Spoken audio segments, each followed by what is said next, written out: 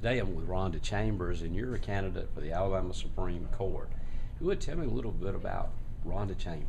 Well, Ricky, thank you. It's great to be here in Dothan. I'm Rhonda Chambers. I'm actually from Birmingham, Alabama. Been a practicing lawyer for more than 20 years. My practice has been devoted to exclusively appellate work, and I've had the fortune to work at a defense appellate firm for 10 years, and for the past 10 years I've been doing work at a plaintiff's firm where I've handled appellate matters for all folks from all walks of life. Just so the audience knows, you are not a sitting Alabama Supreme Court member right now. No, I am not. I am not. I am running place one, which is a vacant seat on the Alabama Supreme Court. So I don't have any. I'm not running for a contested seat in terms of an incumbent justice. If you would tell people a little bit about what the Supreme Court does. The Supreme Court has original jurisdiction in cases over $50,000 amount in controversy. They also have jurisdiction over cases involving the Public Service Commission and bar complaints, and certiorari's jurisdiction over criminal matters. A lot of people will be familiar and not getting into particulars, but like all these bingo issues, the Supreme Court. So you're running for one of the places on Supreme Court of the group that's decided all this bingo. That's right. That's right, Ricky. Why should people vote for Rhonda Chambers? People should vote for Rhonda Chambers because I'm the most qualified justice for the position. Without being, I don't want to be too critical of my opponent, but I have had more experience in the appellate field, not only with my work in representing folks in their appeals before the state's courts, but I've also had the opportunity to serve as chair of the Appellate Rules Committee. I've also worked on the Appellate Mediation Committee.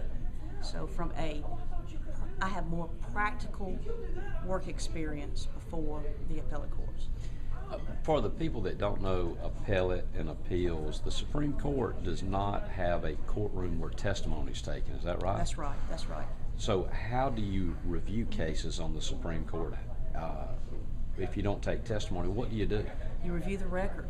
Everything comes up by way of a written record. There might be a transcript of the trial proceedings, or there could be deposition testimony, or other types of written evidence. It's just looking at a record. One of the Supreme Court's justices is being very criticized because of the speediness of record. How important it is that you get in and you accurately look at the record, but you do so swiftly. Well, that's without being too critical of that particular justice. I think the judges need to, their time standards that they need to meet in getting their cases decided. I can pledge to you that I will be a hard-working justice of the people, and I will get my cases out in a timely manner. All right, Rhonda Chambers, you have a website? I do. It's RhondaChambers2010.com. I would ask anybody to go in and look at my site to get some more information about me. I'm glad to be down here in the Wiregrass area. I have a lot of friends down here. I need the vote. I need the vote of the people of the Wiregrass area.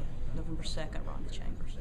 One thing I do want to clear up, and we've talked about it, so when people look at your website or look at information, when you're running for a judicial official, you can't just talk about issues freely, can you? No, I cannot, and that's the thing.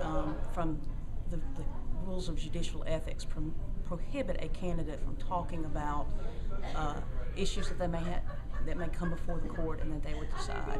And that's just a fairness standpoint.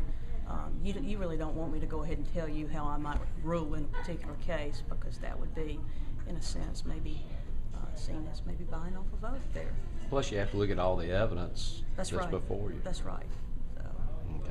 Is there anything else you want to say to the audience? No, just please vote Rhonda Chambers, November 2nd for the Alabama Supreme Court.